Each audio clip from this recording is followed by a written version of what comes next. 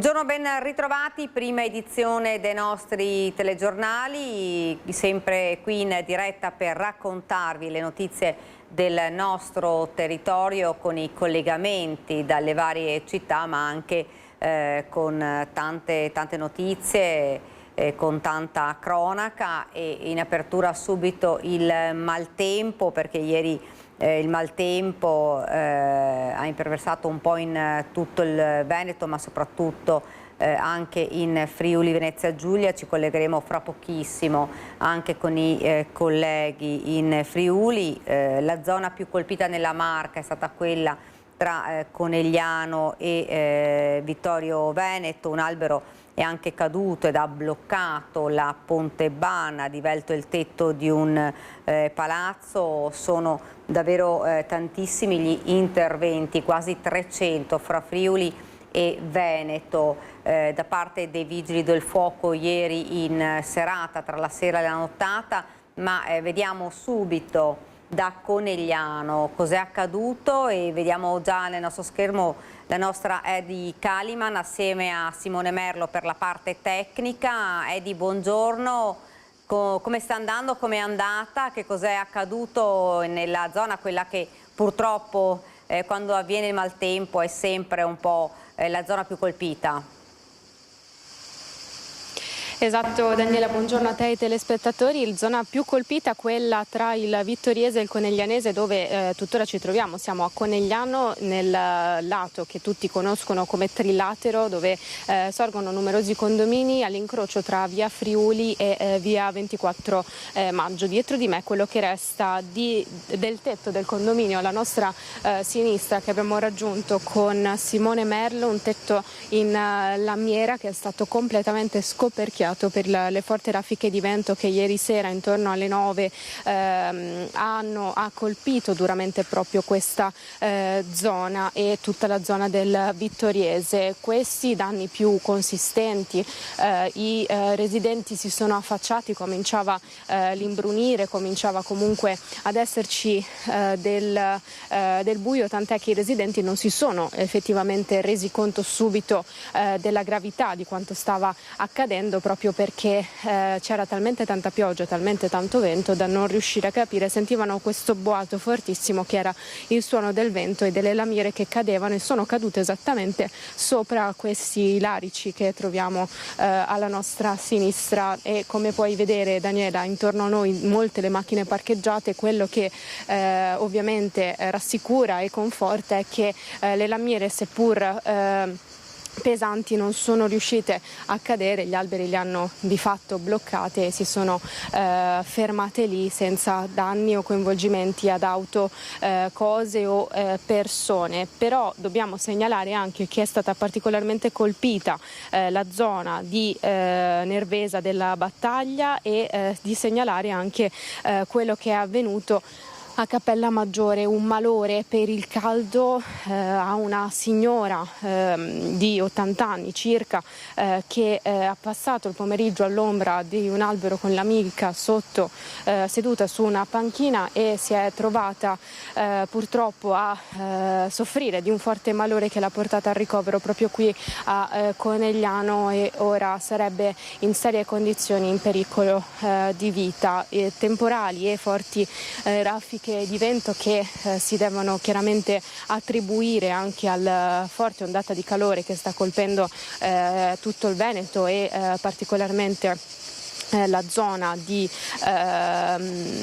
appunto di Conegliano e di Valdobbiadene, una cappa di affa che poi ha comportato anche una forte intensità di rovesci e temporali che si sono verificati in questa zona. Danni anche a Mareno e San Fior, segnalazione di forte vento in tutto il quartiere del Piave, qualche danno anche a Montebelluna e sulla fascia del Montello. 45 in totale gli interventi dei vigili del fuoco. Sono anche crollati installati diversi pali della luce in cemento e in legno con diversi blackout in tutta la provincia, prontamente ripristinati poi invece dagli addetti alla sicurezza, le forze dell'ordine. E poi c'è stata anche una segnalazione lungo la restiera Casale sul Sile intorno alle 10:15. Alcuni fulmini avrebbero infatti colpito gli alberi che costeggiano il Sile e ha fatto prendere loro fuoco, un fulmine che appunto li ha colpiti e che sostanzialmente ha fatto sì che prendessero fuoco. Fortunatamente anche in quel momento i vigili del fuoco sono intervenuti prontamente per spegnere l'incendio e riportare tutto alla normalità, anche in quel caso nessun ferito. Stanno operando i tecnici, come ha inquadrato Simone Merlo, per mettere in sicurezza il condominio del Trilatero. Daniela, se non hai domande, questa è la situazione da Conegliano e un po' reso conto del maltempo di ieri sera in tutta la provincia di Treviso, e se non hai domande con Simone Merlo a te la linea. Grazie davvero a Edi Kaliman e Simone Merlo per la parte tecnica, poi fra poco ci collegheremo, come vi avevo anticipato, anche con il Friuli, dove insomma il maltempo davvero ha colpito varie zone con raffiche di vento, tetti scoperchiati, insomma una situazione difficile. E torniamo sempre nella Marca, perché questo maltempo che è arrivato improvviso nella Marca, come avete sentito anche dalla Edi, con le varie zone colpite, rami caduti, alberi, ha anche obbligato l'interruzione di vari eventi. Ad esempio a Cordignano sono cadute alcune transenne di un cantiere, a Susegana in località Sant'Anna alcuni rami sono finiti sulla strada provinciale. Alle 22:30 la pioggia è caduta intensa nella zona del Montello, costringendo, come vi diceva, l'interruzione degli eventi all'aperto che erano in corso, tra cui Intavolando al ristorante, la cucina di crema di Gemera del Montello, e i vigili del fuoco hanno operato per tutta la notte con 30 operatori sul campo e con interventi che stanno proseguendo anche in giornata, tanti come avete sentito gli interventi. Un maltempo che è arrivato dopo giornate di grandissimo caldo, con temperature altissime e purtroppo un'anziana è stata colpita da un grave colpo di calore ed resta in prognosi riservata, in gravi condizioni, la 70enne di Cappellamaggiore, ricoverata ieri sera per appunto un colpo di calore in ospedale a Conegliano. L'allarme è scattato verso le 18:30 ad allertare il 118, un'amica dell'anziana che, stando ad una prima ricostruzione, era seduta con lei da qualche ora in un parco pubblico. Ad un certo punto la 70enne si è accasciata e l'amica ha chiamato immediatamente i soccorsi. Sul posto è intervenuto il SUME che, vista la gravità delle condizioni, l'ha portata direttamente al pronto soccorso di Conegliano, dove i medici all'arrivo le hanno riscontrato una temperatura corporea di 42 gradi. E poi ovviamente, come vi abbiamo anche fatto sentire nelle scorse edizioni e nelle scorse edizioni dei telegiornali, i consigli rimangono sempre quelli, insomma, di non uscire nelle ore più calde, soprattutto bambini e soprattutto gli anziani, e di cercare di idratarsi per il maggior tempo possibile. Come vi dicevo, caldo record, buona parte della provincia di Venezia, anche da bollino rosso. Il Comune ha presentato il piano di risposta agli effetti sulla salute insieme all'ULSS 3 e alla Protezione Civile. L'ondata di calore non si arresta e anche Venezia, secondo l'ultimo bollettino del Ministero della Salute, passa a bollino rosso, quindi allerta gialla a livello regionale e comunale, per rimanerci almeno fino a mercoledì.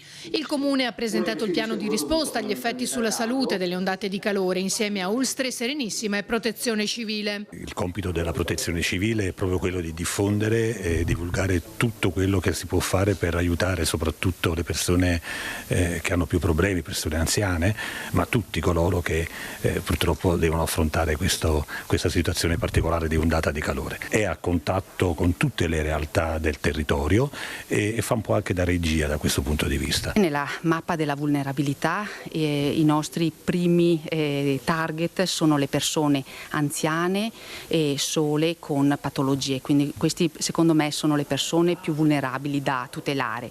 Poi abbiamo sicuramente persone con patologie croniche che assumono molti farmaci e oltre la fascia di età anziana anche i bambini molto piccoli per sia problemi di fatica di termodispersione e anche per incapacità di chiedere aiuto, di dire che hanno sete, e ancora altre persone ai margini della società, quindi fragili dal punto di vista sociale. Mettiamo a disposizione dei luoghi della città in cui potersi refrigerare, ma anche i musei. Ecco, c'è una bella collaborazione con la Fondazione Musei Civici che aprirà le porte appunto dei palazzi per far sì che le persone possano avere un po' di fresco, ecco, in giornate difficili, particolari proprio come quella di oggi. In queste giornate da bollino rosso è importante adottare i comportamenti corretti, soprattutto per le categorie più a rischio. Per questo è stato diramato anche un volantino con le indicazioni, oltre che nel sito del comune. I comportamenti principali sono fondamentalmente quelli di idratarsi molto, di cercare di non uscire, di non fare attività fisica, soprattutto nelle ore più calde,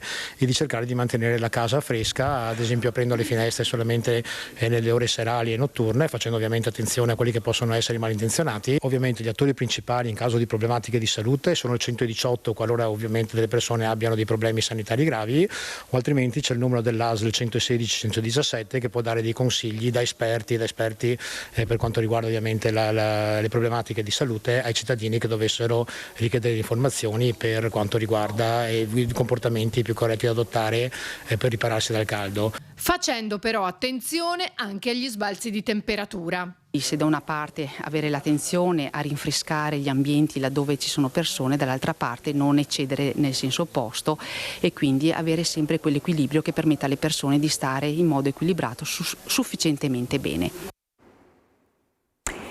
Abbiamo parlato di maltempo, di pioggia, di vento, di raffiche, abbiamo parlato però anche delle alte temperature che hanno portato ovviamente anche alla siccità e la rete idrica in sofferenza. Lo spettro è quello del 2022, andiamo nel Padovano, quando furono applicati anche razionamenti dell'acqua. In collegamento con Francesco Ratai e Federico Cibotto, il presidente del consorzio di bonifica Bacchiglione, Silvano Bugno, ed il direttore Nazareno Paganizza fanno il punto della situazione.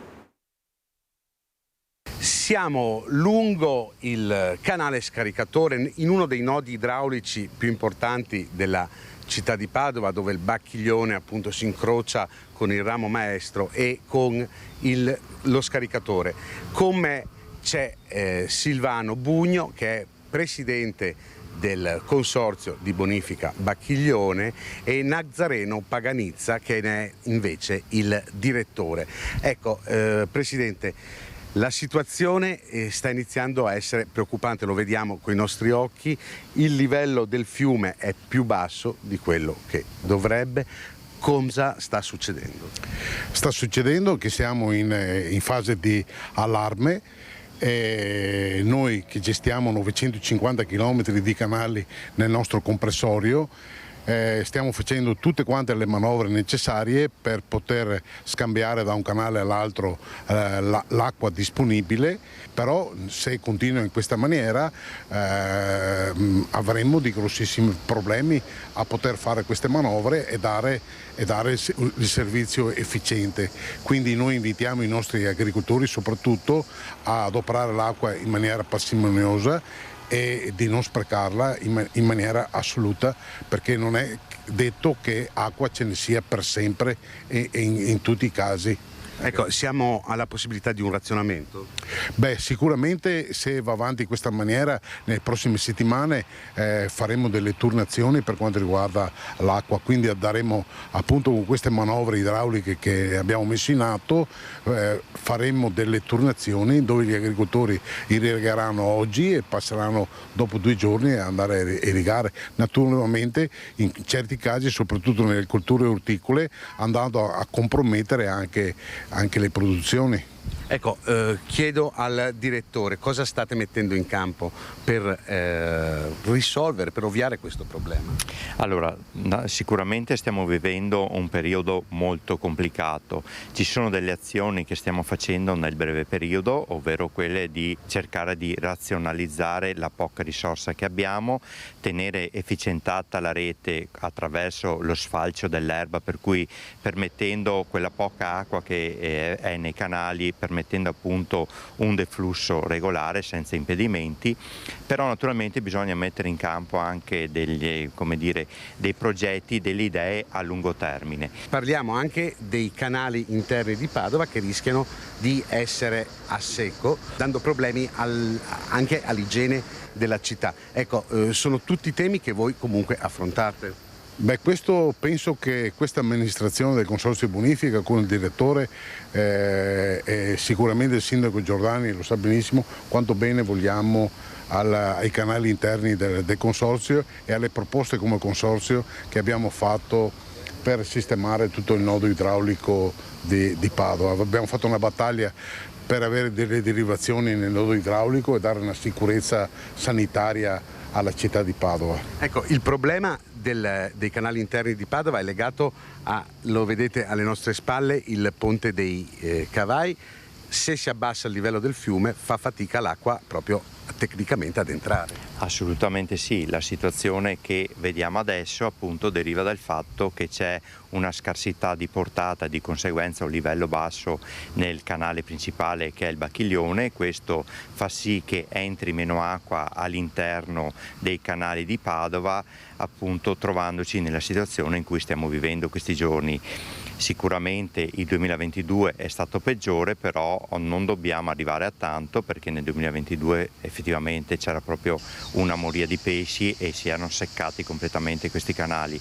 Adesso dobbiamo, memori anche di quello che è successo nel 2022, dobbiamo adottare tutte quelle misure necessarie appunto per cercare di salvaguardare appunto i canali interni di Padova, per avere anche una sicurezza di tipo sanitario di tutta la città di Padova. Ed ora andiamo invece a Carmignano di Brenta, dove centinaia di pesci sono morti nella roggia contarina a causa delle manovre per irrigare i campi. Ce ne parla la nostra Nancy Galdi insieme a Tommaso Migot per la parte tecnica. Nancy, buongiorno, a te la linea. Sì, buongiorno Daniele, buongiorno a tutti i telespettatori da Carmignano di Brenta. Qui sabato e domenica sono morti centinaia di pesci, letteralmente bolliti vivi in poche ore lungo la roggia Molina Contarina, il corso d'acqua che vedete che attraversa Carmignano di Brenta e Piazzola. Parliamo di 45-50 kg di carcasse sul fondo melmoso. A dare l'allarme Elio Comin, qui alla mia destra, che ora ci spiegherà meglio che cosa è successo. Dunque ci racconti dall'inizio. Dunque praticamente il corso d'acqua aveva un abbassamento molto importante, perché è il periodo di dare acqua ai campi a monte della cartiera di Carmignano. Il minimo vitale andava anche bene, però sembra che ci sia qualche inquinamento un po' diverso, che il pesce è morto praticamente. Adesso non facciamo delle colpe così velocemente, sarà fare dei controlli e avere la possibilità di accertare.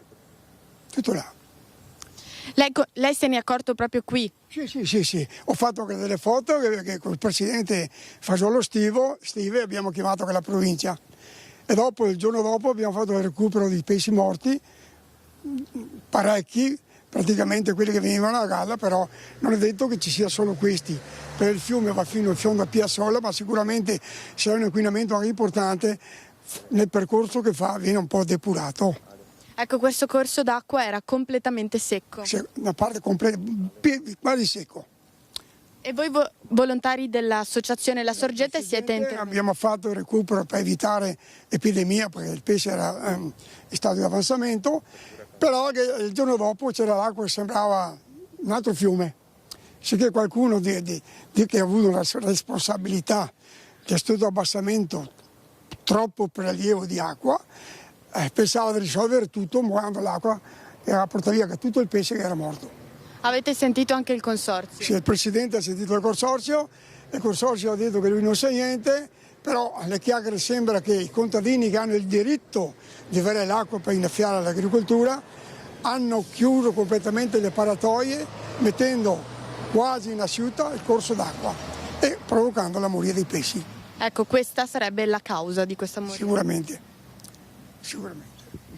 Ecco, grazie a Elio Comin. Per il momento da Carmignano, se non ci sono altre domande, Daniela, è tutto e restituisco la linea allo studio. Grazie davvero a Nancy Galdi. Noi, come avevamo anticipato, torniamo a parlare del maltempo che è attraversato sia nella Marca che in Friuli Venezia Giulia. Andiamo a Basigliano, dove ci sono varie zone colpite, ce ne parla il nostro Stefano Giovan Pietro con Pietro Piccin per la parte tecnica. Buongiorno, a te la linea. Sì, buongiorno Daniela, siamo come hai ben detto a Basigliano, anzi per la precisione frazione di Basaglia Penta, e vi facciamo vedere uno degli epicentri del maltempo, dell'ondata.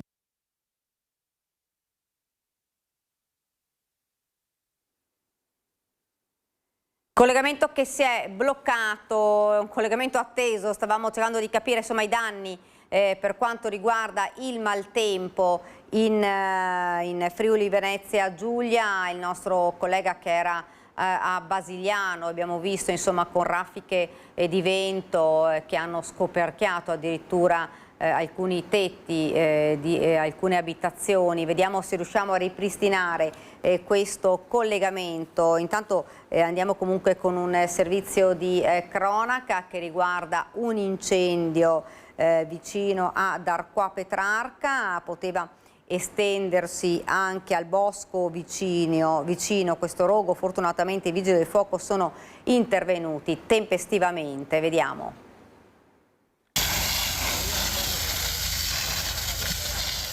L'intervento dei Vigili del Fuoco ha domato il rogo di un deposito di legna ad Arquà Petrarca in provincia di Padova nella notte di lunedì. Le squadre dei pompieri del distaccamento di Este sono intervenute e hanno evitato che il rogo si estendesse all'area boschiva dei Colli Euganei. I Vigili del Fuoco, giunti sul posto, hanno tempestivamente circoscritto le fiamme e avviato la bonifica dei focolai.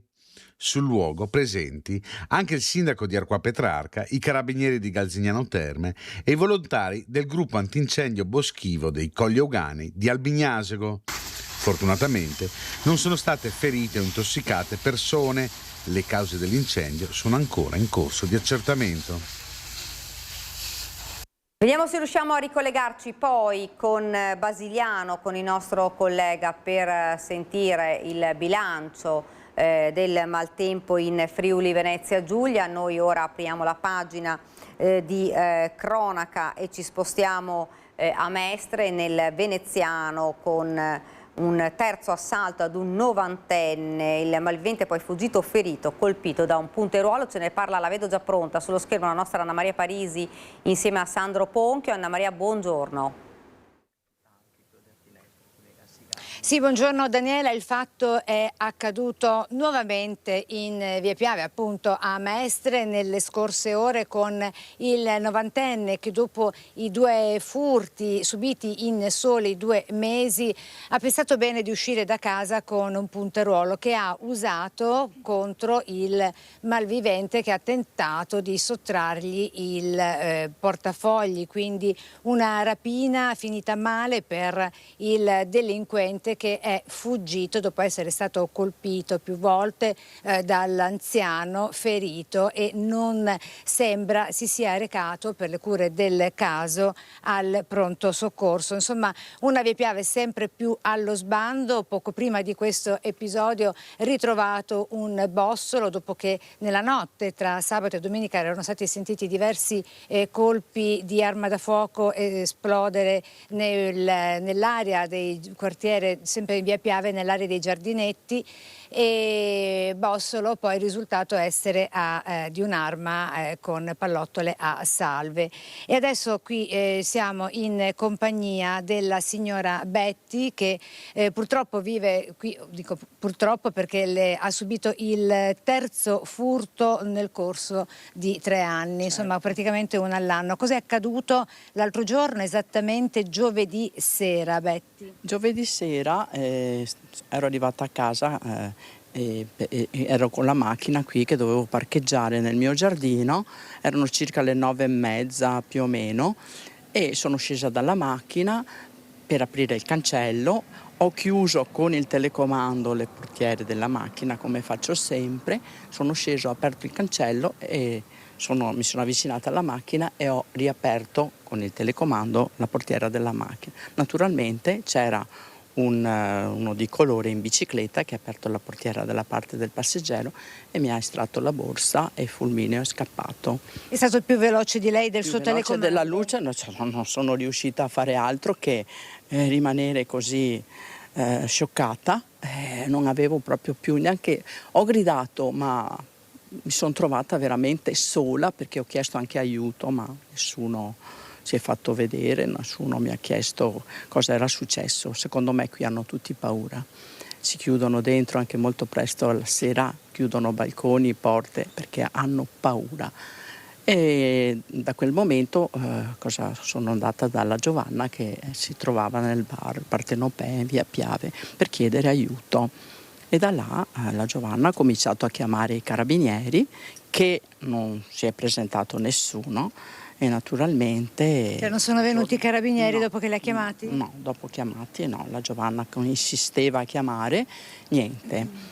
Il che è passato un furgoncino dell'esercito. Dei lagunari? Dell'esercito lagunari e là li ho fermati, rincorrendoli con la macchina, qui sempre in questa zona, e là mi hanno detto blocca subito se ti hanno portato via portafoglio e tutto, il bancomat. E là così abbiamo fatto dopo con la Giovanna, che sono andata da lei. In quel momento il giorno dopo sono andata a far denuncia e sono andata ai carabinieri alla mattina.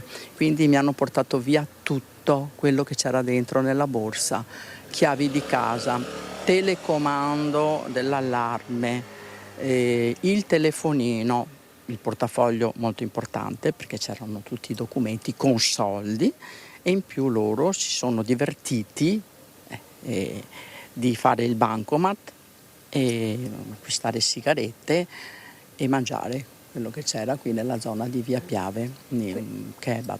Quindi hanno utilizzato il suo bancomat per quasi 200 euro. Lei naturalmente... Quasi 200, sì. E naturalmente cosa devo dire? Ora sono ancora scioccata e dico che questa zona è invivibile. Ecco, la signora Betty ha citato Giovanna Luzzi che è qui con noi e ringraziamo anche lei per essere intervenuta del cittadini. Coordinamento cittadini quartiere Piave. Ecco Giovanna, noi siamo in via Passo Buole, proprio a 2 passi da via Piave, una parallela. Laterale con via Monte Sabotino. Che zona è questa dove ci troviamo noi? Mi dicevi che normalmente a quest'ora cosa succede? Normalmente no, a quest'ora già ci sono i primi barbecue, li chiamo barbecue, il gruppo dei tossici per terra che si accendono il fuocherello e quindi si fanno di crack oppure si bucano, si fanno insomma di dose. Loro più i pusher che girano, perché qua comunque ogni angolo è una base per i pusher. Ormai hanno il sistema vecchio del passaparola, cioè telefonino, arrivano, passano, c'è chi gli prende la cosa e la porta, quindi qua ad esempio ne sta già passando uno, siamo a piena vista. E di solito sono già qui, anche di mattina alle 9 già ci sono, poi vanno a gruppi, allora arrivano i militari o la polizia passa, e loro ormai li prendono in giro, si mettono a ridere, si spostano, si alzano con calma, si spostano nell'angolo vicino, si spostano 2 gradini più in là, tanto calcolano il senso unico della strada. Per cui, essendo strade a senso unico, loro si spostano in contromano, perfetto.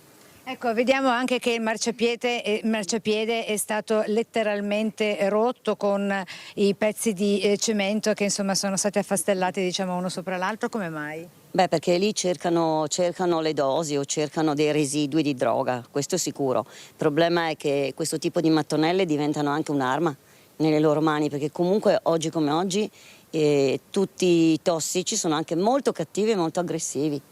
Quindi tra l'altro c'è anche un altro problema grave, che anche in Via Piave stessa, non solo nelle laterali, cioè in Via Piave noi abbiamo i gruppi che sono fissi di pusher, spacciatori tunisini, magrebini, nigeriani, tutti insieme appassionatamente, che stanno lì fissi, hanno sede fissa ormai. La Via Piave è una sede fissa di loro. Anche la Partenopea, dove io vado, diciamo, per una doppia funzione spesso alla sera. E la Partenopea, l'angolo della Partenopea è un angolo dei loro fissi, perché lì hanno i loro commessi, i loro fattorini che si alzano, vanno da loro a prendere la roba, prendono i soldi, vanno a prendere la roba, tornano lì, danno a chi ha bisogno delle dosi, quindi è una cosa a cielo aperto. Tutti i cittadini vedono, tutti sanno, ormai non so, tra un po' li conosciamo anche per cognome se va avanti così. Ecco, qui la richiesta da parte dei residenti dell'associazione dei comitati dell'area di un presidio fisso o mobile di forze dell'ordine in Via Piave è diventato oramai un tema centrale. A proposito di sicurezza, imprescindibile per, ripeto, residenti e comitati che da tempo invocano misure di sicurezza più incisive per contrastare il degrado e la criminalità della zona. Quindi la richiesta al prefetto affinché si possa provvedere con i mezzi a disposizione, decidendo nel corso del prossimo Comitato Ordine e Sicurezza. Giovanna. Sì, penso che serva anche aumentare il numero sicuramente delle forze dell'ordine, perché secondo me sono comunque in numero inferiore a questi. Io anche ieri, faccio un esempio, ho visto un gruppo di tossici, erano tutti di Chioggia, parlavano tutti in chioggiotto, quindi vuol dire che arrivano anche da Chioggia, arrivano da tutte le parti. E il problema ad esempio della mia vicina, della Betty, che i carabinieri non sono venuti, non sono arrivati perché era uno scippo, però in realtà io li ho richiamati anche quando sono uscita da casa sua dopo averla messa in sicurezza, relativamente in sicurezza, per avvisarli che comunque lei era sola in casa, era senza un telefonino, non c'erano altri telefonini da darle, quindi era da sola, e se questi avevano le chiavi e entravano in casa cosa faceva? Si buttava giù dal primo piano? Come faceva ad avvisare le forze dell'ordine senza neanche un telefonino? Loro mi hanno risposto: non ha nessuno dove andare a dormire. Beh, non è una risposta questa. Non possiamo mettergli un posto fisso sotto casa, ho capito, ma se passate più spesso, ho detto, perché lei è solo in casa. Fatto sta, per concludere, Betty, che lei poi come ha fatto? È entrata in casa e per evitare che potesse entrare qualcuno nel corso della notte cosa ha fatto? Cosa ho fatto? Davanti alla porta ho messo un tavolino. Un tavolone magari. Un tavolino, sì, abbastanza, era pesante. E ho acceso l'allarme comunque, perché anche se non serviva loro avevano il telecomando, e non ho mai dormito tutta la notte. Io alle 5 ero già in piedi, pronta per uscire, sono uscita verso le 7, sono andata dai carabinieri, mi hanno detto più tardi vai intanto in banca, tutti gli uffici erano chiusi perché non potevo stare a casa.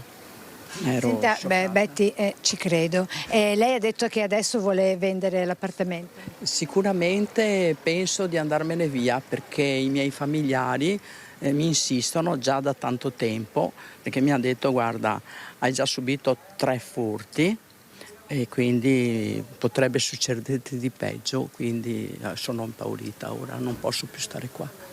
Insomma, è andata... Non ce la faccio più. È andata bene anche alla signora Betty il fatto con il furto con destrezza subito giovedì sera alle 21:30 proprio qui dove ci troviamo noi, in una laterale di Via Piave, dove per il momento è tutto. Ringrazio le nostre ospiti con le immagini di Sandro Ponchio. Per la parte tecnica la linea torna a te, Daniela. Grazie davvero ad Anna Maria Parisi. Noi continuiamo con la cronaca e andiamo nel Trevigiano. È morta la bimba di 9 anni che era rimasta coinvolta nel terribile schianto di venerdì a Fagarè di San Biagio di Callalta. Le condizioni erano peggiorate nelle ultime ore. La piccola era nell'auto con la sorella più piccola e la mamma. Ora la donna è indagata per l'incidente. Avrebbe dovuto compiere 10 anni il prossimo 10 luglio ed Ewede, Osabi e Favur, la bimba rimasta coinvolta nell'incidente stradale di venerdì a Fagarè di San Biagio di Callalta. Le speranze sono finite nel tardo pomeriggio. Dopo la dichiarazione di morte è sceso il gelo anche tra i sanitari. Il terribile incidente lungo la Postumia, quando la mamma della piccola, 33 anni, per motivi ancora da accertare, ha invaso la corsia di marcia opposta dove stava procedendo un mezzo pesante. La lunga disperata frenata del camionista, l'impatto devastante, le lamiere contorte, la famiglia rimasta incastrata nell'abitacolo. Immediati soccorsi, la sorellina più piccola portata in ospedale, sarebbe stata dimessa in queste ore. Lesioni non gravi per la mamma, Vivian. Purtroppo le condizioni della bambina di 9 anni sono apparse subito disperate per un trauma spinale. Tra la vita e la morte è stata trasportata in rianimazione all'ospedale di Treviso. La polizia locale intervenuta sul posto sta cercando di ricostruire questo gravissimo sinistro. La donna potrebbe aver invaso la corsia per una distrazione o forse un malore, ma non è esclusa nemmeno l'ipotesi di un sorpasso. Disperato il camionista, che si è visto l'auto di fronte e ha tentato di tutto per evitare l'impatto. La mamma, indagata inizialmente per lesioni gravissime, ora rischia l'imputazione per omicidio stradale. L'ennesimo sinistro in un'estate appena iniziata, ma già funestata da tantissimi, troppi incidenti stradali. E dolore e sconcerto a Ceggia per la scomparsa di Gabriele Sorgon, morto a soli 18 anni nell'impatto tra la sua moto e una monovolume a Prata di Pordenone. Sognava di diventare agente di polizia locale, rivela un'amica, lascia i genitori ed un fratello maggiore. Venerdì gli ho mandato un messaggio perché so che aveva la maturità e mi ha detto che era andata bene, che avrebbe avuto l'orale e che insomma si stava realizzando il suo sogno perché voleva prendere il diploma per poi magari provare a fare dei concorsi, entrare nella polizia. Un sogno, quello di indossare la divisa di agente di polizia locale, che per Gabriele Sorgon, 18 anni appena, si è spezzato improvvisamente lungo la strada che collega Pordenone a Oderzo, quando all'altezza di Prata la sua moto, una Kawasaki, è entrata in collisione con un minivan Fiat guidato da una 28enne pordenonese che stava svoltando a sinistra per entrare in una stazione di servizio. Doveva essere una gita in moto con gli amici nei giorni della maturità. Si è trasformata in una tragedia, con il 18enne morto praticamente sul colpo dopo un volo fatale. Inutili tentativi di rianimarlo da parte degli operatori del suo M118, giunti sul posto con i vigili del fuoco e i carabinieri, che ora stanno procedendo inevitabilmente per omicidio stradale. Ma un conto è l'indagine, un altro lo shock di un'intera comunità, quella di Ceggia, che sta abbracciando mamma Claudia, papà Marco e il fratello maggiore Alessio, chiusi nel loro dolore in questa abitazione di Via Giotto. Sono distrutti, ovviamente, non si danno pace. Come può stare un genitore con una perdita del genere? E qui tutta la famiglia, insomma, ovviamente sono aggrappati all'altro figlio. Purtroppo quando muore un ragazzo vengono interrotti sogni, speranze, progetti, ed è una tragedia per tutti. Sui social il ricordo dell'Istituto Professionale Don Bosco di San Donà di Piave, veglia su di noi il messaggio con la foto del giovane in sella alla sua moto, un amico per tanti, Gabriele, che era pronto a diventare anche volontario di Croce Verde. Un ragazzo sano, positivo, attivo, interessato, e quindi ancora di più mi sento di dire che è una grande perdita per il nostro paese. Eravamo diventati amici anche con i colleghi, col comandante, ci sentivamo, veniva a trovarci. Ci è stato la pagella a febbraio quando stavamo lavorando per il carnevale, si è fermato e era orgoglioso, insomma, ci ha mostrato come stava andando, ci ha presentato la sua ragazza durante le votazioni, che eravamo qua tante ore, è venuto a trovarci, insomma, era diventato un amico, insomma. Era felice, sereno e sperava, insomma, di coronare il suo sogno. Stava andando tutto bene, insomma, come può andare per un ragazzo di 18 anni, insomma, era veramente un bravo ragazzo. Ed ora la vicenda del base jumper morto dopo essersi lanciato. Siamo nel Bellunese, tra le Dolomiti. Alcuni video pubblicati sulle sue pagine social del 26enne francese aiutano a comprendere il tipo di attività che ha portato il ragazzo a perdere la vita. 3, 2, 1.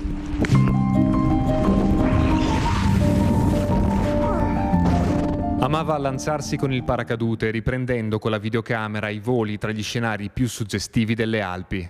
La tecnica è quella del base jump puro, un tuffo nel vuoto tra gli abissi delle pareti verticali, poca possibilità di manovra, una manciata di secondi di caduta libera per raggiungere velocità che arrivano a superare i 200 km/h prima di tirare il cordino che aziona il paracadute. Non l'ha mai tirato quel cordino Charles Tanguy, il 26enne francese trovato senza vita domenica mattina ai piedi della parete del castello delle Nevere, cima selvaggia nel massiccio della Moiazza in comune di Taibona Gordino. Lo hanno riferito i soccorritori che l'hanno individuato perlustrando la zona con l'elicottero dopo che l'amico che era con lui ma che all'ultimo quel giorno aveva deciso di non lanciarsi e che lo stava aspettando alla base nei pressi di Capanna Trieste attorno alle 18 della sera prima aveva dato l'allarme. Charles Tanguy amava sicuramente l'adrenalina, le emozioni del volo, la sfida di lanciarsi da luoghi sempre più impervi, talvolta effettuando una capriola prima di aprire la vela, e potrebbe essere stato quindi un errore tecnico o di valutazione alla base dello schianto che in quelle circostanze e in quegli ambienti pericolosi e complessi non può che risultare fatale.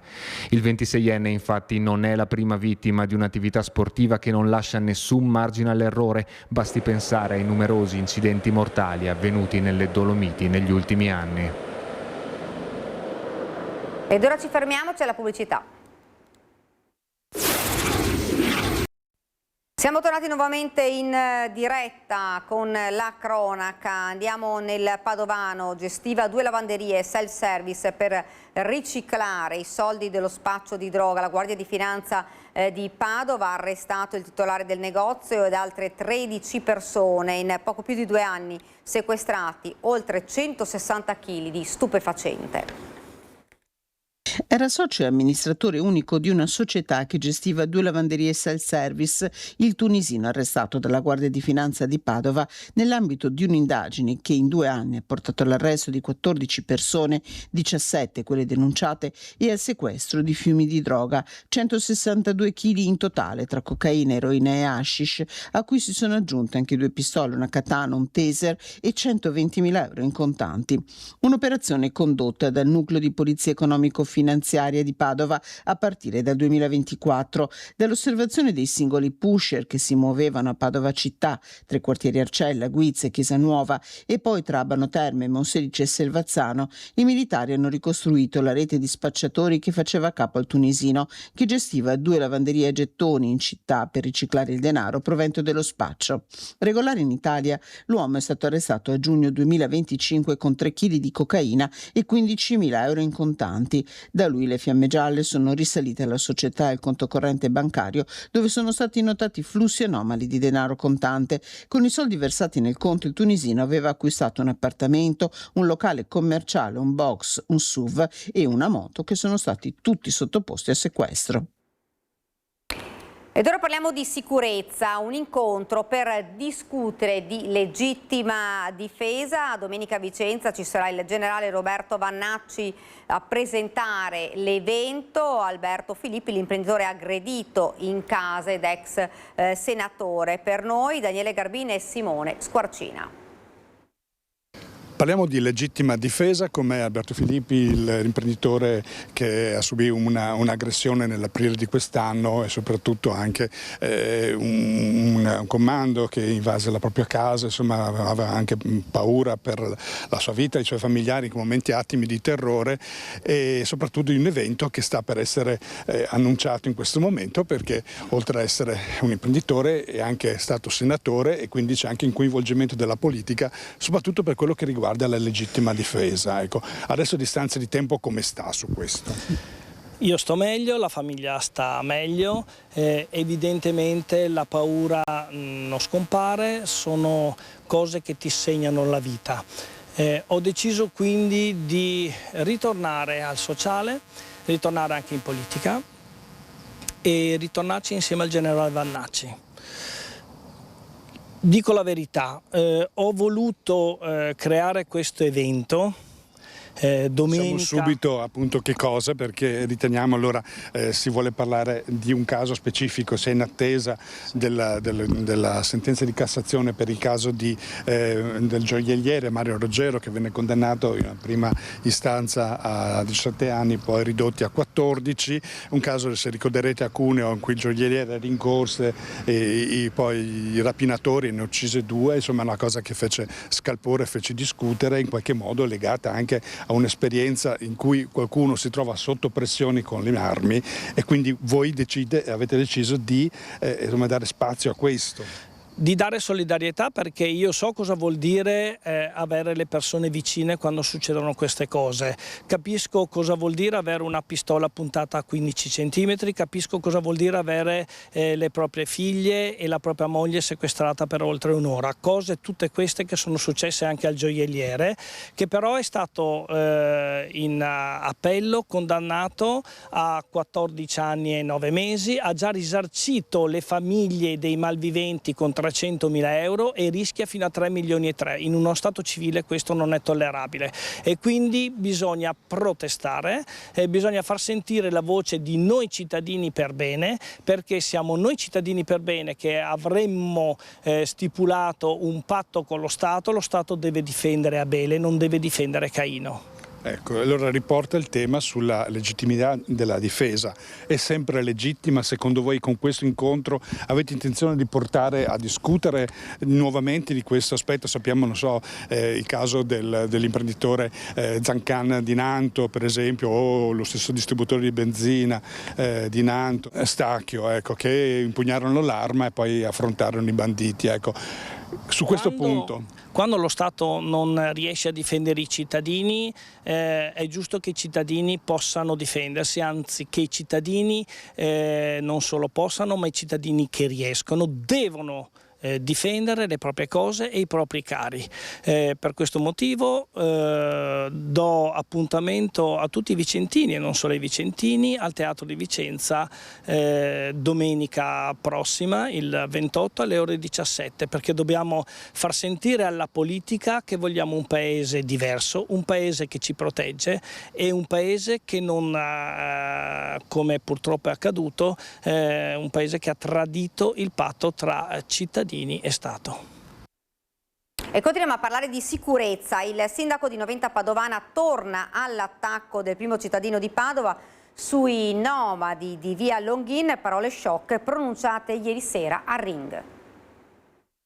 Padova, se tu gli dici scusa, facciamo un esempio pratico, scusami Giordani, i furti che stiamo subendo sono del Campo Rom, visto che lo citavi prima, di via Longhin, ok, fotografato le macchine, targhe, persone, avviso, ho tutto quanto. Lui mi dice, ma io intanto hai investito 200.000 euro su quel campo là, gli ha pagato le bollette, prova te a andare al comune di Padova e dire io non ho i soldi per le bollette, se te le paga il comune di Padova, con la scusa di cosa?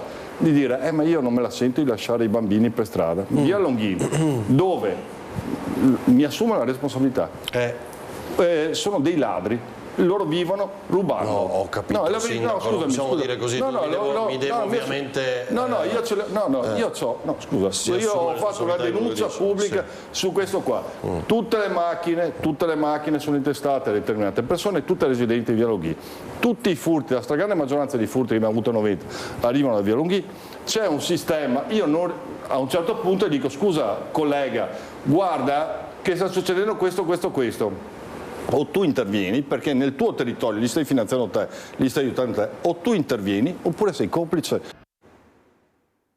Ed ora cambiamo decisamente argomento e lo facciamo con l'ospite che si è collegato con noi, Francesco Paolo Capone, segretario generale di UGL. Intanto buongiorno, grazie davvero. Buongiorno, grazie a lei. Insomma, parliamo di un progetto voluto fortemente da UGL che è quello di valorizzare delle eccellenze del territorio. Treviso è stata fra le 6 città, nella prima tornata delle 6 città selezionate per un'eccellenza che era quella della raccolta differenziata. Un progetto importante per raccontare i territori. Sì, un progetto intanto che è andato alla ricerca delle prime 6 città. Nelle prime 6 città c'è anche Treviso, c'è Ancona, c'è Ascoli, c'è Brindisi, c'è Novara. Sono le prime 6 città che abbiamo selezionato perché hanno dimostrato di aver realizzato all'interno dell'amministrazione comunale delle buone pratiche che hanno messo in qualche maniera in rilievo la capacità di produrre eccellenza governando bene. E tra queste Treviso è stata interessante perché ha lavorato su un progetto e ha raccontato questo progetto all'Osservatorio delle città istituito dall'UGL. Ne abbiamo fatto una pubblicazione che abbiamo presentato la settimana scorsa a Treviso e con Treviso abbiamo condiviso questo racconto, ma soprattutto questa modalità di agire in un campo complesso, complicato, che ha portato Treviso a essere la città tra le prime in Europa, se non la prima in Europa, per capacità di differenziare la raccolta dei rifiuti solidi urbani. Ecco, questo ovviamente è un progetto dell'amministrazione, ma che ha avuto, con tutto un lavoro, insomma, che non è stato ovviamente una attività calata dall'alto, è stata realizzata con il coinvolgimento importante delle persone, delle famiglie, delle scuole, dei ragazzi, quindi un progetto complesso, e abbiamo avuto l'onore di pubblicarlo, di presentarlo, e fa parte di questa raccolta che stiamo facendo. Partiremo da settembre con altre 6 città italiane, una raccolta delle buone pratiche che hanno l'obiettivo tra di loro di essere, come dire, speriamo, contagiose, in maniera che anche altre amministrazioni d'Italia possano fare iniziative volte al bene sociale, alla tutela dell'ambiente, alla valorizzazione delle proprie qualità specifiche. Ecco, insomma, un progetto ambizioso e interessantissimo. Ecco, segretario, lo stava dicendo lei, un modo per far dialogare le varie città, perché ognuna porta un'eccellenza che potrebbe essere, non dico copiata, ma quasi anche da un'altra città. Assolutamente sì, proprio con questo sistema del contagio, anche perché ogni esperienza che come umanità facciamo, che come singolo uomo fa o come comunità realizza, può essere copiata, può essere realizzata anche altrove. Ci sono delle specialità proprio che le persone riescono, gli amministratori riescono a realizzare, e queste fanno parte di quello che, insomma, deve diventare, secondo noi, patrimonio comune. Siamo tutti abituati alla mala gestione, sentiamo i telegiornali che quotidianamente questo ricco repertorio di comuni, più di 8.000 comuni in Italia, piccoli e grandi ovviamente e medi, però diciamo, sentiamo raccontare sempre le cose peggiori che capitano nelle amministrazioni. Bene, noi ci siamo presi lo sfizio, abbiamo realizzato che bisogna invece raccontare le cose, anche le cose che vanno bene, perché le cose che vanno bene possono essere copiate, possono essere realizzate anche altrove e possono garantire una crescita più sana delle comunità cittadine.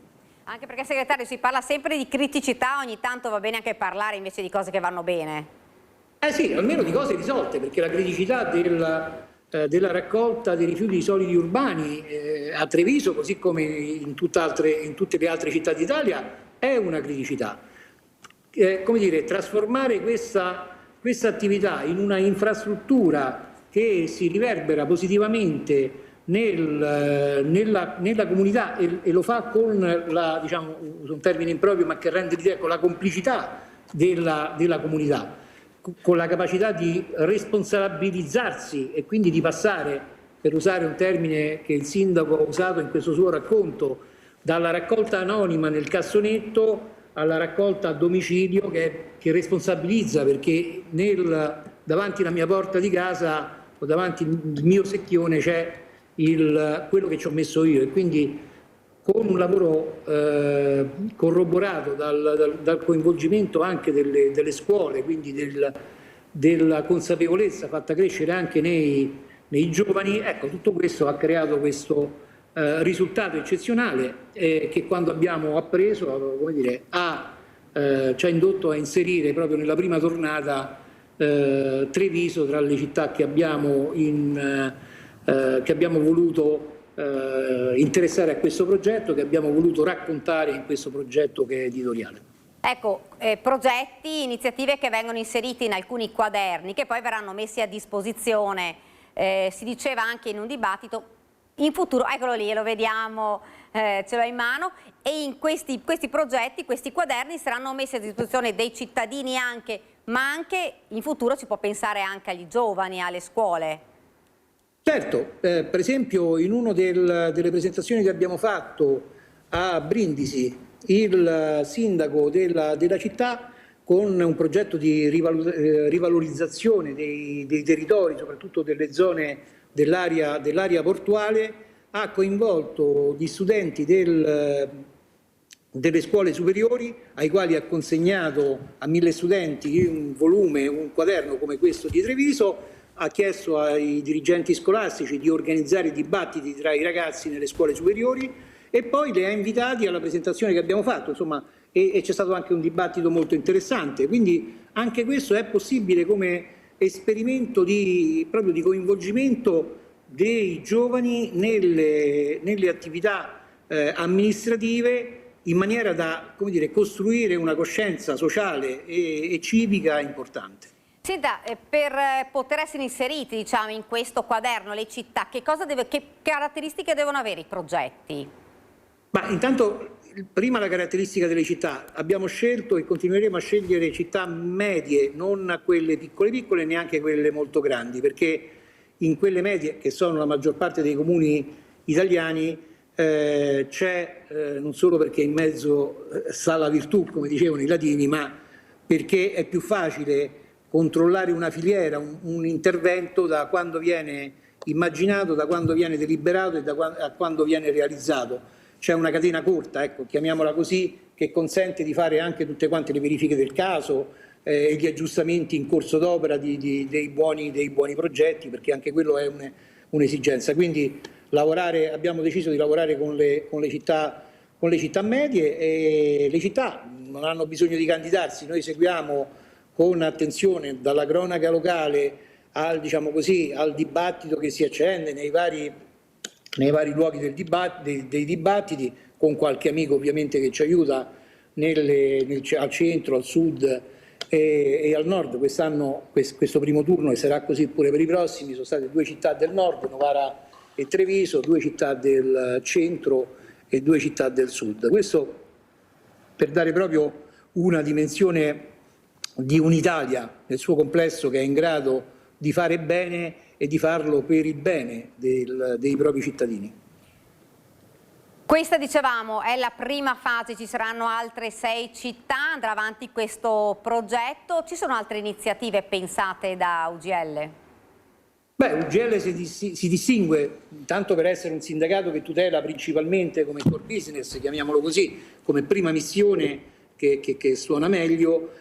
Si occupa della difesa dei diritti dei lavoratori, di coloro che hanno già lavorato, ovvero i pensionati, di coloro che vorrebbero lavorare, cioè coloro che ancora devono entrare nel mercato del lavoro, e questa è la nostra attività principale. Ci siamo accorti che questa attività principale che facciamo attraverso una rete presente su tutto il territorio nazionale, abbiamo almeno un presidio in ogni provincia d'Italia e poi all'interno delle province presidi territoriali piuttosto diffusi, questo con la esigenza di stare vicino alle persone, nei luoghi di lavoro, nei luoghi di incontro, nei luoghi dove per esempio possono tramite la nostra rete assolvere ai loro servizi, dall'ISEE alla dichiarazione dei redditi, dall'accesso alle pensioni e alle prestazioni dell'INPS, a tutta quanta un'altra serie di attività che normalmente i sindacati come i nostri sindacati, come anche gli altri, fanno sui territori. Poi invece facciamo un'importante attività di carattere editoriale, dove ci sono i quaderni dell'osservatorio che ho fatto vedere prima, di cui stiamo parlando. Produciamo un quotidiano che si chiama Metaserale e che è diciamo così, un quotidiano online, che viene distribuito però come oggetto, come PDF per i tecnici, così comprendono come funziona, a 10.000 indirizzi. Poi abbiamo invece la rivista di punta, è un bimestrale, si chiama Pagine Libere, una rivista nata nel 1906 a cura dei sindacalisti rivoluzionari dell'epoca che si distinguevano dai sindacalisti internazionali, quindi una scuola sindacale molto lontana alla quale l'UGL oggi, prima la CISNAL, si è sempre ispirata, e gli abbiamo ridato vita dopo un ventennio che era ferma, non pubblicava più, l'abbiamo recuperata, ne abbiamo preso la paternità della testata e abbiamo iniziato a pubblicare, ormai sono 24 numeri, devo dire, di una rivista di grande qualità. Invito ovviamente gli ascoltatori, se volessero, entrando in internet Pagine Libere o edizioni sindacali e possono trovare tutte le spiegazioni, anche per abbonarsi, perché no, approfitto per uno spazio pubblicitario autopreso che non era concordato, quindi me ne assumo la responsabilità. Segretario, io intanto la ringrazio davvero e noi speriamo di averla qua in studio appena lei torna a Treviso, magari per un altro premio, un altro progetto di Treviso. Noi speriamo di averla qua in studio da noi. Assolutamente sì, peraltro Treviso si sta distinguendo, la stiamo seguendo con attenzione anche per altri progetti. C'è il progetto di housing sociale che è molto interessante, così costruito, diciamo, anche avendo una certa esperienza in giro per l'Italia non ne ho visto una realizzazione così puntuale e precisa. Magari quello sarà pure l'occasione per un altro quaderno e per un altro intervento su Treviso. Grazie davvero, grazie segretario. Grazie a voi per l'ospitalità. Grazie. Noi andiamo avanti, prima di andare in pubblicità con la pagina politica. Roberto Marcato risponde a Stefano Valdegamberi dopo la polemica seguita alle sue parole sul generale Vannacci pronunciate durante la trasmissione Ring di Antena 3. Lo appoggiate o no Marcato a Padova? È troppo presto? No, intanto bisogna vedere se lui appoggia noi. Vabbè. Scherzo. No, allora, lo appoggiamo o meno è tutto relativo, nel senso che dipende dai programmi, dipende anche. Marcato ha tante visioni che sono uguali a noi. Un conto l'aspetto politico nazionale, un conto poi sono gli accordi territoriali che hanno una valenza amministrativa. Nell'amministrare si cerca di fare il bene nel territorio, non ci sono le strategie comunitarie, non ci sono strategie energetiche, sul green, sul rapporto politica estera, eccetera. Il comune è comune, nonostante le battute la porta è aperta. Ecco, è sempre aperta perché noi vogliamo che vinca una politica che sia non certo della sinistra, perché quella più vicina a noi, cerchiamo alleanze più vicine a noi. Però è chiaro che per sposarsi bisogna sempre essere in due. E questo che avete sentito era Stefano Valdegamberi che tendeva la mano a Marcato per le elezioni Padova 2027. Invece ora vediamo il servizio con Roberto Marcato che rispondeva a Valdegamberi dopo la polemica seguita alle sue parole sul generale Vannacci. Caro Stefano, ti tranquillizzo subito, non c'è nessuna strategia.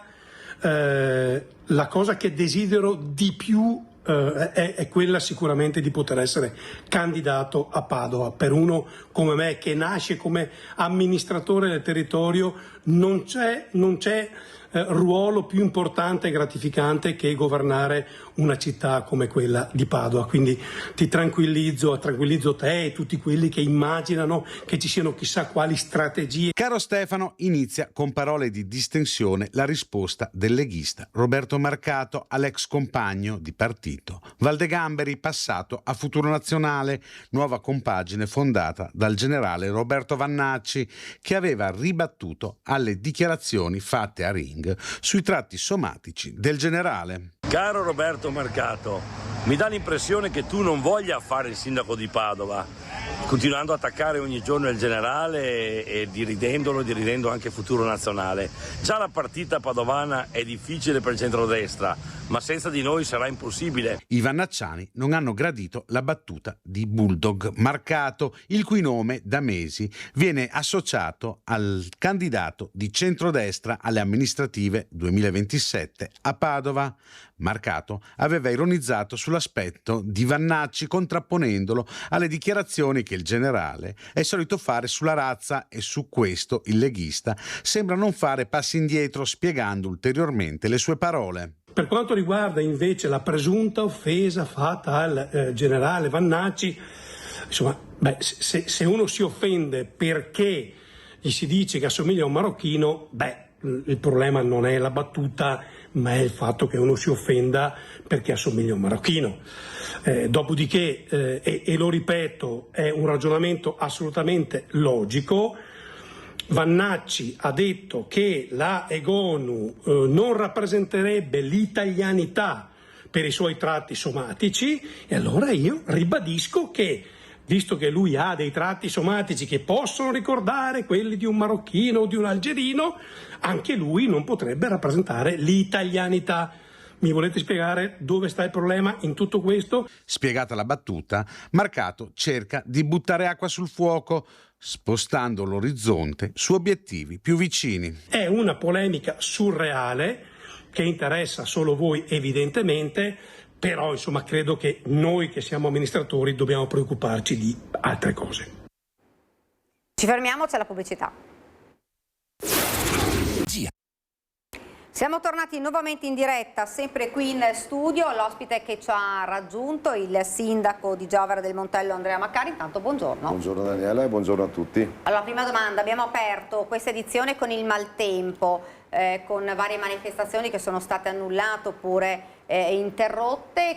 Come è andata intanto a Giovera del Montello? Io ieri sera ero a Montebelluna, quindi, e là stava venendo su, tra l'altro eravamo all'aperto perché stavamo giocando un torneo come amministratori, e c'era intavolando a Giovera nella cucina di Crema, dove c'era il mio assessore, la Jessica Sordi, e insomma sono riusciti a fare la manifestazione, ma l'hanno interrotta verso le 10:30, quel tempo. Allora Giovera, tutto sommato tanto vento, però non ha creato nessun disagio a livello né di viabilità. Molto probabilmente adesso dovremmo vedere sulle parti più interne del bosco, qualche albero sarà caduto, ma fondamentalmente non ha creato dei temi nella viabilità. È tutto, diciamo, in tranquillità per il momento, però poi ho visto cosa ha fatto, insomma, più in giù verso tra l'altro anche a Gemona mi dicono che è stata Friuli, sì. Che eravamo là domenica, quindi c'è sempre da aver paura adesso, quando c'è o caldissimo, cioè con temperature che stiamo vedendo che sono davvero altissime, e poi tutto ad un tratto questi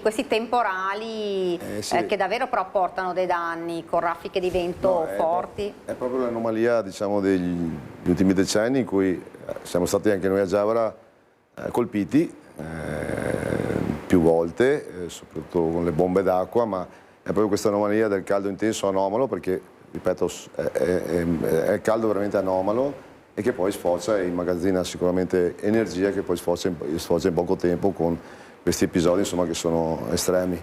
E quindi è l'imprevedibilità che a volte ci mette a disagio come cittadini, ma come anche sindaci, nel poter informare la popolazione appunto dell'attenzione, perché poi anche quello che riceviamo come previsioni, diciamo, dalla regione parla di eventi che possono essere localizzati ma possono capitare ovunque, quindi certo. È da fare attenzione, è da cercare di, come dico sempre, di mettersi prima in sicurezza per se stessi e poi di essere attenti, insomma, a prevenire e non a sottovalutare questi casi, perché in poco tempo ti trovi in mezzo a qualcosa che non riesci più a gestire. E seguire le allerte, insomma, perché sono costanti, le inseriscono costantemente proprio anche sui cellulari, sui metei. Allora, parliamo invece di estate, un'estate insomma già iniziata, abbiamo detto con il caldo, ma anche ricca di eventi, di manifestazioni. Noi non so se riusciamo a mettere subito in onda una corsa che non so a che edizione è arrivata. È la seconda che facciamo. La seconda edizione, eccola qua,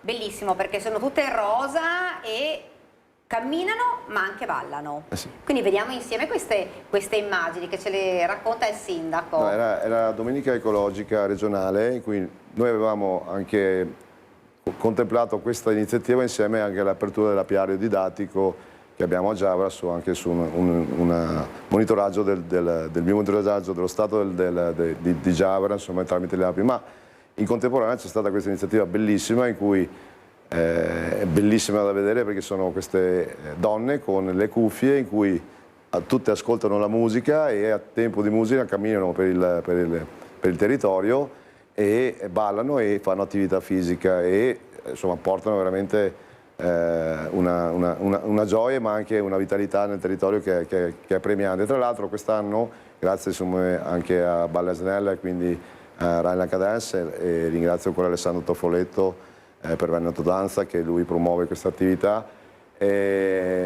hanno coinvolto la Tribù, che è un'associazione di disabili del nostro territorio, e hanno fatto, diciamo, beneficenza per le Tribù. Quindi è un'iniziativa che comunque nella giornata ecologica porta al contatto con sicuramente con il territorio nostro, che si presta poi anche ad avere molte qualità a livello di aree verdi. Qua siamo ad esempio in Villa Vassima, in cui c'è un'area bellissima in cui noi la sfruttiamo molto, ma ripeto, in più c'è movimento, c'è socializzazione, c'è partecipazione, insomma quello che un sindaco per la sua comunità ha nella lista dei desideri.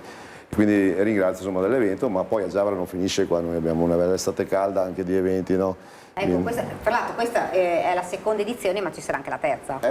Io proponevo anche a settembre, sinceramente, perché assolutamente, perché ripeto, ti coinvolgono. Poi per fortuna non avete messo che mi sono messo a ballare anch'io, però questa la riproponiamo per settembre. Non è il caso, perché non è una gran bella pubblicità per il territorio.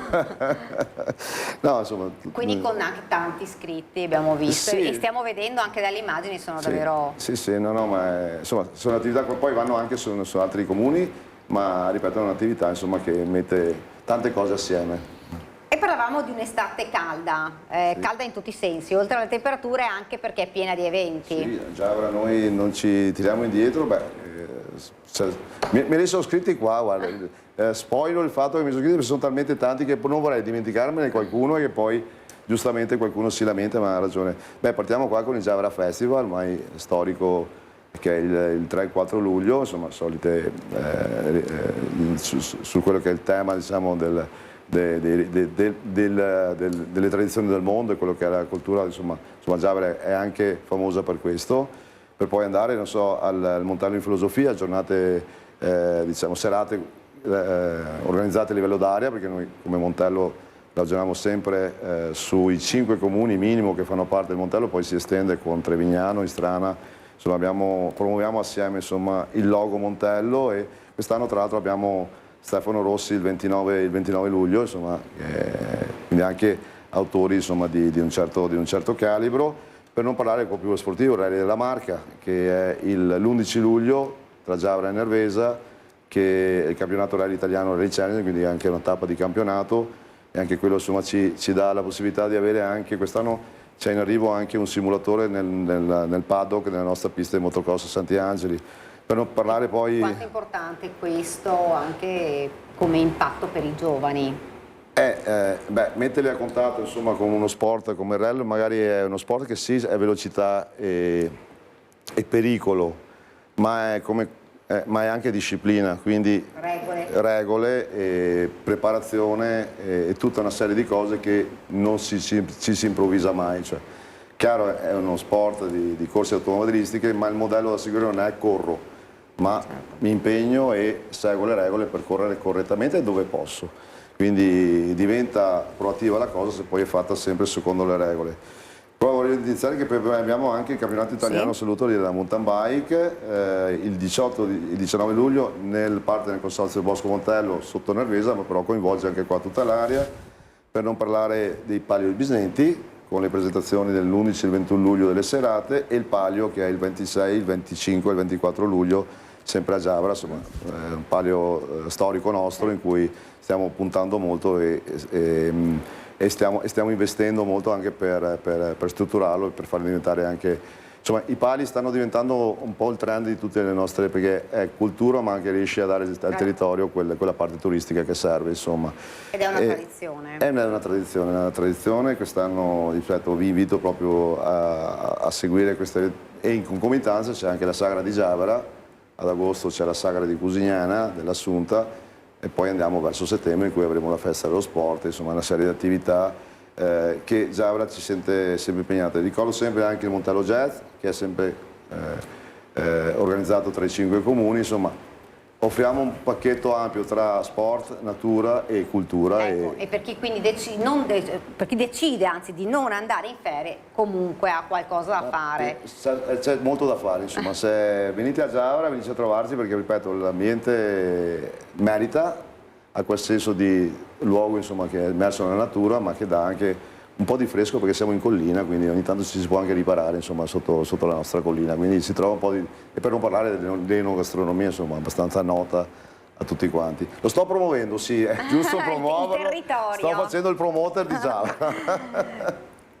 Abbiamo detto, insomma, tante le iniziative, anche tante le iniziative legate alla solidarietà. Sì, assolutamente, è sempre bene, insomma, noi cerchiamo di raccogliere. Abbiamo fatto una corsa in rosa qua in cui poi abbiamo donato diciamo, a chi può avere delle possibilità in più. È giusto che come amministrazione sponsorizziamo le iniziative, ma poi siamo attenti a che quello che ne esce dalle iniziative, insomma, possiamo convertirlo in solidarietà, in supporto, anche in futuro, perché poi nella ricerca, insomma, è sempre importante avere i fondi per poterla fare e questo contribuisce poi a chiudere quell'anello, insomma, che sì, ci si diverte, sì, si può organizzare degli eventi, si può star bene, ma si può anche poi dare quello che si ricava come contributo, insomma, ai cittadini.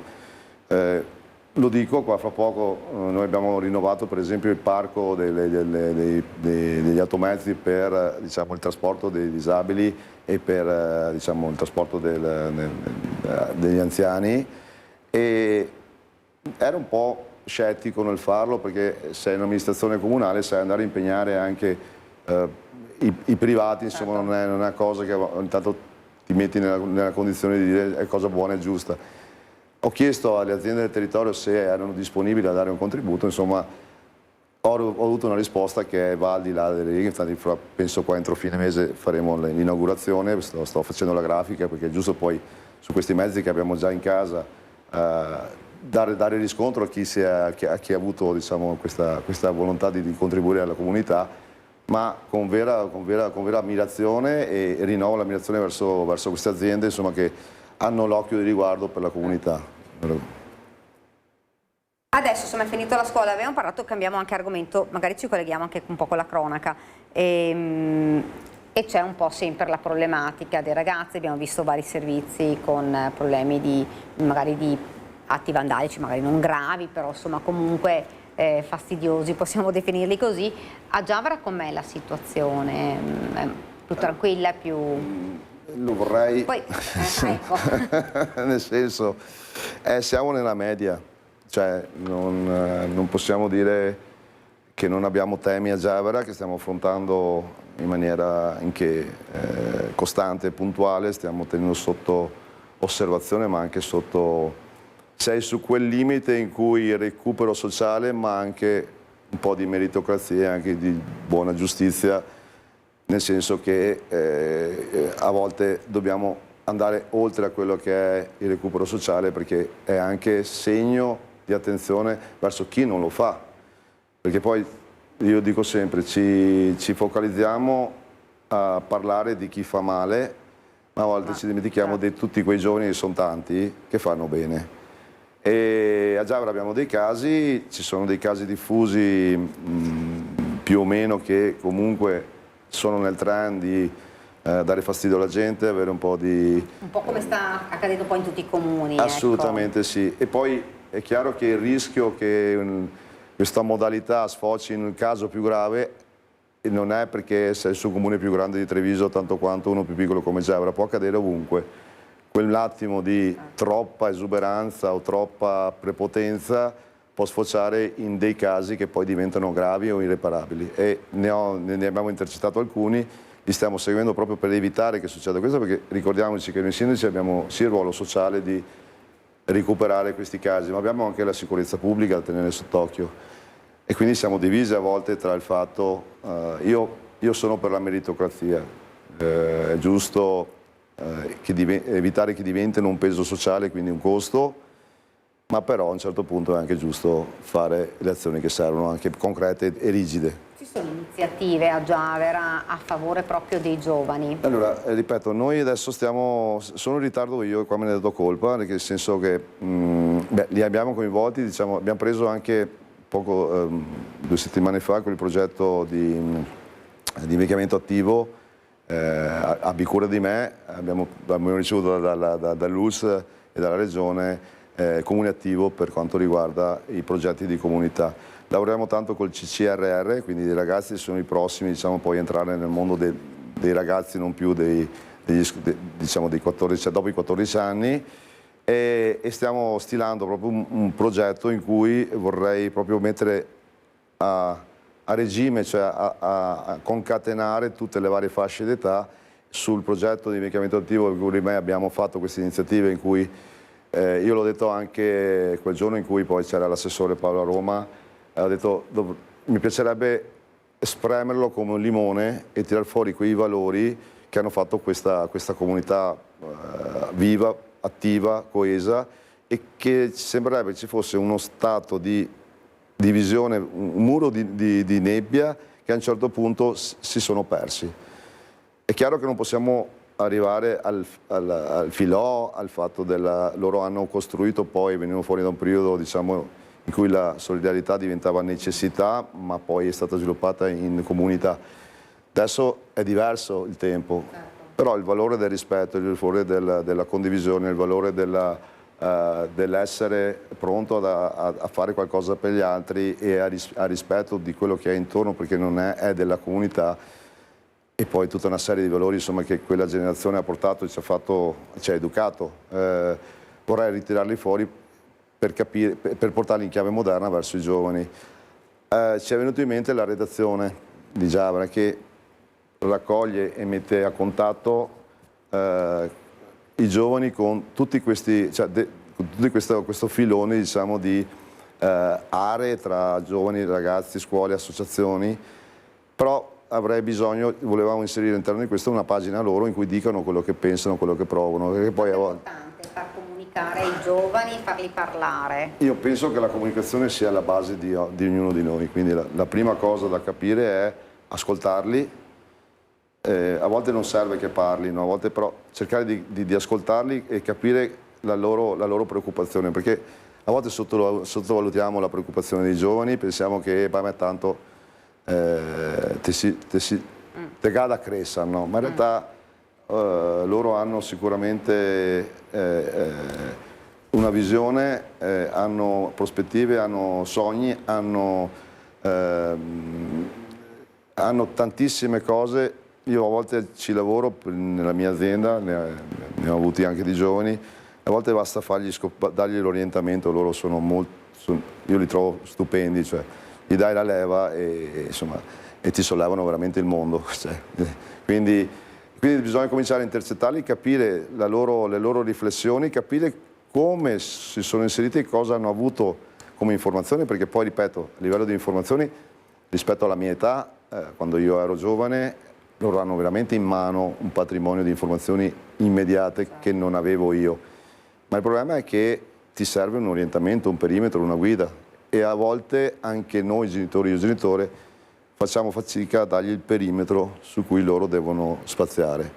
Se ci dimentichiamo di dargli il perimetro, magari si trovano disorientati, e credo che bisogna cominciare a lavorare da squadra come comunità e andare ad intercettarli e a potenziarli, a dargli responsabilità, ad ascoltarli in una maniera propositiva e dargli fiducia e accettare che sbaglino, è l'errore che ti forma. Siamo arrivati quasi al termine, Sindaco, il prossimo appuntamento fra gli eventi? Il prossimo evento è il 3-4 luglio Giavera Festival, e poi il 4 luglio abbiamo anche il cinema all'aperto a Sant'Angelo, sempre su un progetto di comunità che è il progetto Parchi, e poi io ripeto sempre l'11 luglio Rally della Marca, e l'11 luglio la prima serata di presentazione delle squadre del Palio dei Bisneti, e poi venite a Giavera, vi aspettiamo volentieri, insomma più siete meglio è. Grazie davvero, grazie Sindaco. Grazie, io vi ricordo questa sera la nostra trasmissione in prima serata 20:45, Ring, condotta dal nostro vice direttore Ferdinando Avarino. Gli ospiti 20:45 Giampaolo Gobbo della Lega, alle 21 Davide Lovat, Resistere Veneto, Alessandro Del Bianco, Partito Democratico, Said Caibi, Alleanza Verdi Sinistra, Mario Conte, sindaco di Treviso, e poi alle 22:30 si parlerà di Alpini, l'orgoglio di Gemona, con il nostro Lucio Zanato, Media Nord-Est, e Omar Costantini, ovviamente sempre Media Nord-Est. Questa era la nostra ultima notizia. Ringrazio Alessandro Granziera e Marco Gagliazzo, i due registi che ci hanno seguito. Vi ricordo l'appuntamento per la prima edizione per domani. Grazie, arrivederci.